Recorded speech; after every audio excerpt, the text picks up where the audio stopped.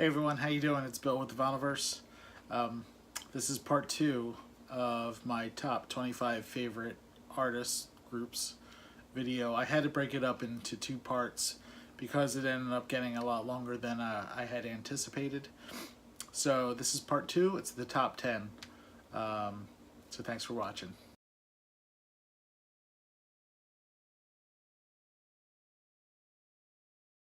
So now we're getting into my top 10. So number 10 is Creedence Clearwater Revival. I absolutely love this band. John Fogerty, kind of the spearhead of Creedence Clearwater Revival, classified or categorized them as swamp rock. And I think that's really good description for them because they kind of have that swampy blues, but yet rock feel to them. Great band. I don't know how many bands can say that they put out 3 albums in 1 year, let alone amazing albums. So they did that in 1969.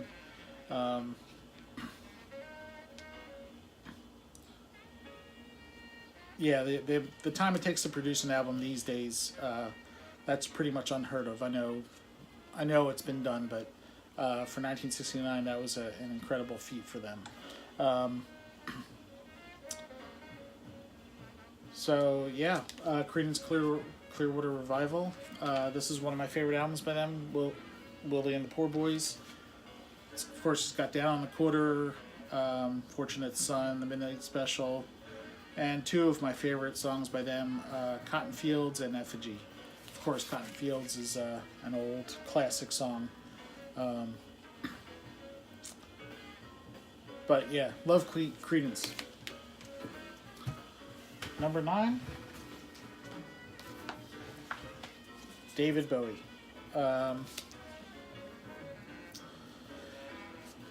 He's another unique artist who always evolved and changed, and but pretty much whatever he was doing, I was really into. Station to Station, this album I'm holding here, is probably my favorite. It's up there with Low. But I enjoy his whole catalog for the most part. He's another one that's sad that he's not here anymore. But quite an interesting man. Love his work. His version of Wild as the Wind on this album is just... I just think it's beautiful and it's just great. Everybody go check it out if you haven't heard it. It's just a tremendous version of that song. So David Bowie, number 9. Number 8 is Miles Davis.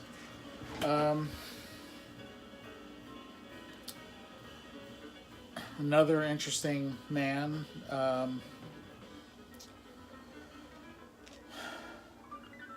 He just gets such a unique sound out of his trumpet.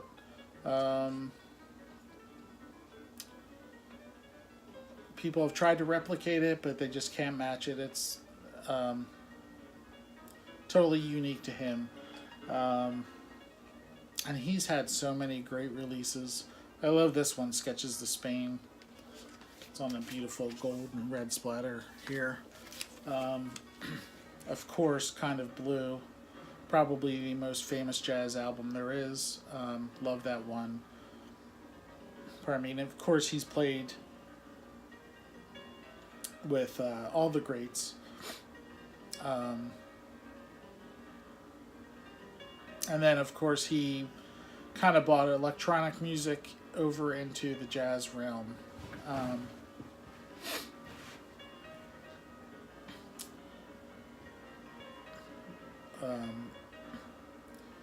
So I don't know if you want to classify it as jazz rock,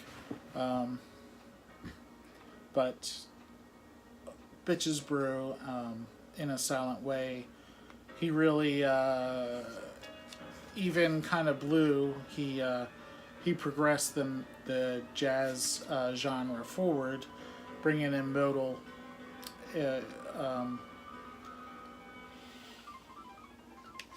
modal jazz versus like hard bop or cool jazz. He kind of just progressed jazz along, and then into, like I was saying, electric jazz, rock jazz, what have you. So yeah, Miles Davis, just a fantastic artist, and he came in at number 8. So number 7 is Pink Floyd. Great band, obviously one of my favorites.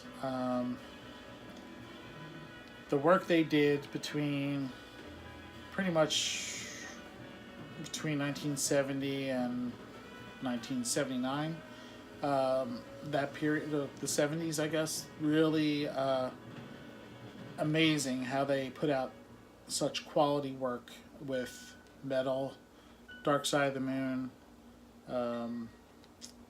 Wish You Were Here, Animals, and The Wall. Of course, Dark Side of the Moon, one of the best-selling albums ever.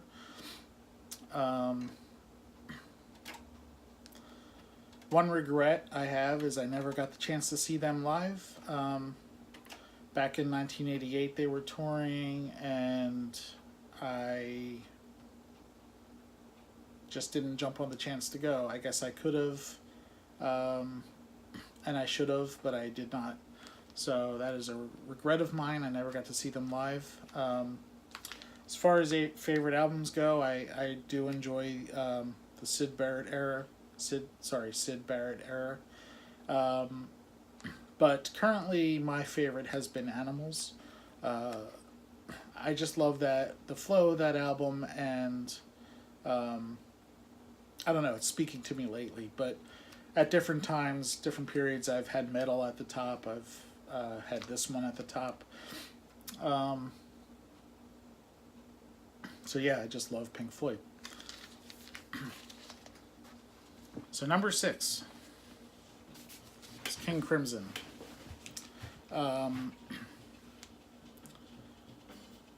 Love this band. Of course, everyone in the VC is always showing In the Court of the Crimson King because of the crazy cover. I do love that album. It's their first release. But this one here, Red, is my favorite King Crimson album.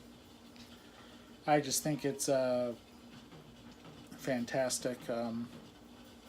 Pardon me, from start to finish. Excuse me 1 second.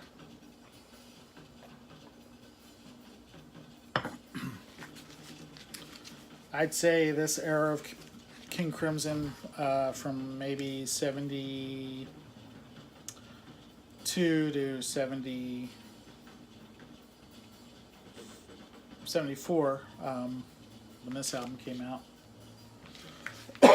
is my favorite period or favorite lineup. Of course, you had Robert Fripp, the mainstay of King Crimson. King Crimson is pretty much his band. He's the only one that's appeared on every release. Then you have John Wetton on bass, guitar, and vocals.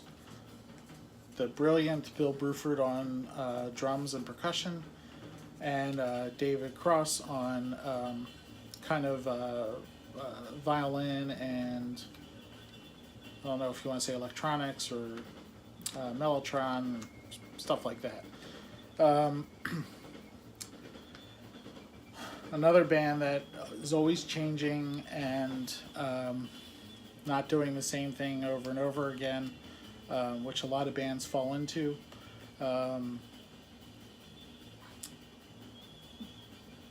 Change their sounds time and time again.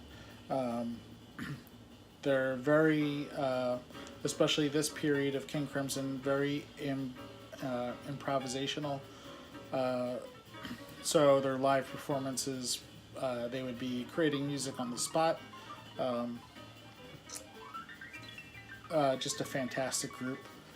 After this album, they kind of disbanded and then reformed again in the early 80s with a new lineup, but Robert Fripp and Bill Bruford were still there. They brought in Adrian Belew, the great guitarist, and also Tony Levin, the great bass guitarist. And it was a whole new version of King Crimson, and I loved that too. And then later on down the road in the early 90s, they did a double trio where they had 2 drummers, 2 guitarists, 2 bass or stick guitarists as the bass players. Yeah, so always evolving, always changing, always progressing. But just love this band very much. So that's King Crimson at number 6. And now my top 5. Number 5 is John Coltrane. Another brilliant man. Very interesting. Was always another one, always moving forward, always I guess pushing forward and trying to do things that weren't done before. Excellent saxophone player and composer. Had a heck of a quartet with McCoy Tyner on piano, Jimmy Garrison on bass, and Elvin Jones on drums. He played with Miles Davis. He played with Thelonious Monk. Yeah, he another prolific artist here, and he was very spiritual, especially this album here, Love Supreme. My absolute favorite. I've said it before, but in case you haven't heard, there's the last song on this album is called Psalm, and you can hear him literally praying through the saxophone, and it to me is just so beautiful. Just fantastic. John Coltrane coming in at number 5. So number 4 is Peter Gabriel.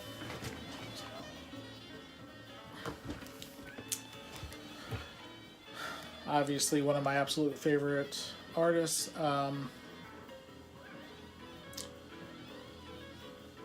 I pretty much find all of his work to be amazing. He is another one who was always changing and pushing forward, trying not to do the same thing over and over again.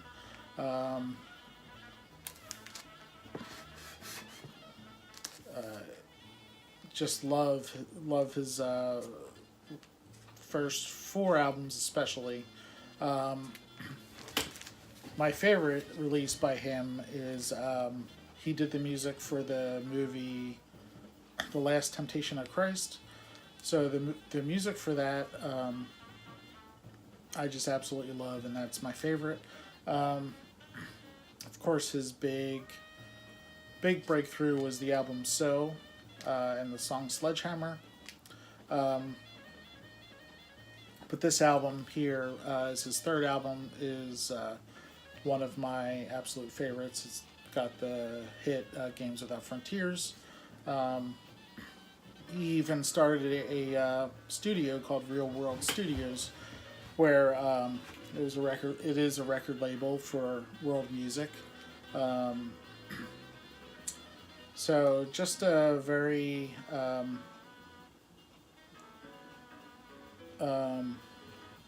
passionate artist for that, and I just love his solo work. One of my absolute favorites. So number 3 is the Beatles. So the Beatles, from a young age, I discovered the Beatles, and they were really the catalyst into my love of music and exploration into music. Um, yeah, when I was younger, we had I still have them, but we had the red and blue albums. Um, and I used to just play them over and over and over again, and absolutely love them.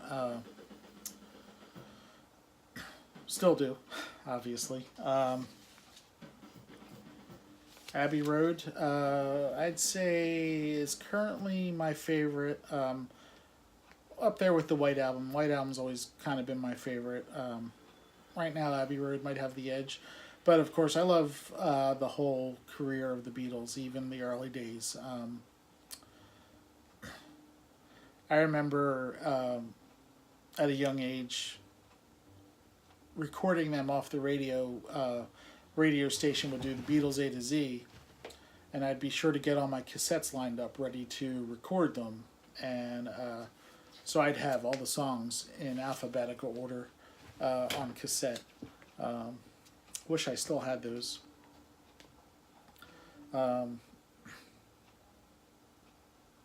Yeah, so the Beatles coming in at number 3. So number 2 is Yes. So if you haven't figured it out yet, I'm a big fan of progressive rock. And I love the band Yes. This is my favorite album of theirs, called Close to the Edge. Pardon me. The lineup from this era of Yes, from 1971, 1972. You had the brilliant Chris Squire on bass. Sad he's not here with us anymore. John Anderson on vocals. Those two were basically the founders of Yes. Then you had Rick Wakeman on keyboards. Steve Howe on guitars, and the great Bill Bruford, who you saw when I was talking about King Crimson, playing drums with them. And that, to me, is the ultimate Yes lineup. Yes has had many different lineups over the years, but that is the ultimate lineup for me. Amazing band. The musicianship, the quality of music, of the musicianship that they had is incredible. So I love pretty much their whole catalog. I've seen them. They're probably the band I've seen most live. It's definitely in the double digits, 14 or 15, somewhere around there. Although I haven't seen them the past 8 or so years in the new iteration that they've been touring with. It just doesn't feel like the same to me, even though, Steve Howe still plays with them and Alan White still plays with them. But yeah, love this band, and this is my favorite, Close to the Edge.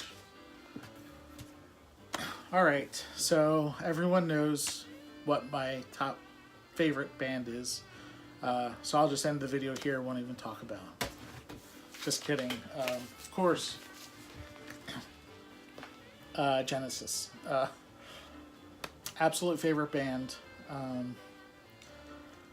I became aware of Genesis around 1980. I remember watching like an Entertainment Tonight or one of those like shows that you would see on a weeknight in like the 7 o'clock hour.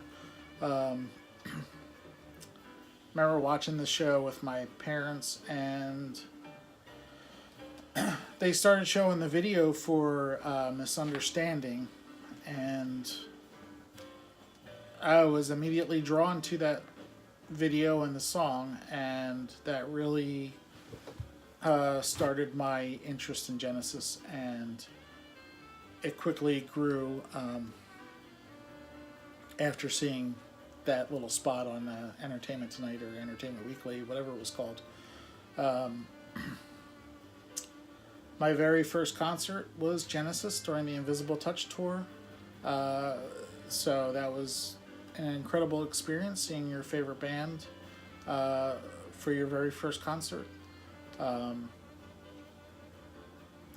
So in the mid to late 80s, I really started exploring their back catalog.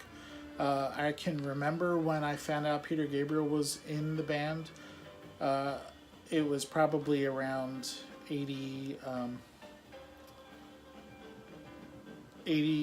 or 83. I remember watching MTV, and Peter Gabriel's video for Games Without Frontiers came on, and my brother, knowing that I had been interested in Genesis, said, when that video came on, do you know that he used to play in Genesis? And I was like, what? No, I didn't. I had no idea. And then, of course, that started me exploring. And it turns out the Peter Gabriel era of Genesis is my absolute favorite. This is my favorite album by them. It's The Lamb Lies Down on Broadway, Peter Gabriel's last album with the band. But with that said, I do love the entire Genesis catalog. There's love some more than others, but you can say that I'm a fan of it all. So, 2007, they reunited. It was Phil Collins, Tony Banks, and Mike Rutherford for a tour, the Turn It On Again tour. But they hadn't toured together since 1992 or 1993. So that was a big deal for me. They came 3 nights to Philadelphia, and I went all 3 nights. I've mentioned it before, but that picture up there I took from one of those shows. So just love this band and everything they've done. So that is my top 25. This was quite long, so thanks for sticking through it with me, and I appreciate you watching. I'd love to hear feedback on my picks, and I'd love to hear